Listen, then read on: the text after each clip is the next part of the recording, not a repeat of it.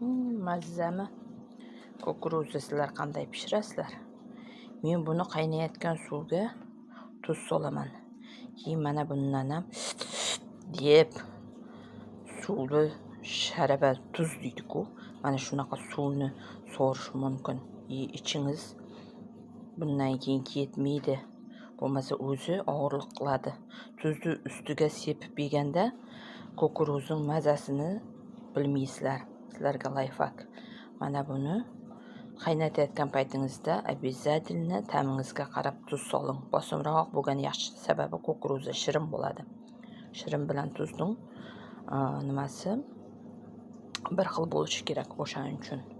Shunaqa qilib qaynatib yeb ko'ringlar, qizlar. Hech qanaqa nima bo'lmaydi. Ichingiz ketmaydi bundan keyin, og'irlik qilmaydi. Qaranglar, qanday zo'r.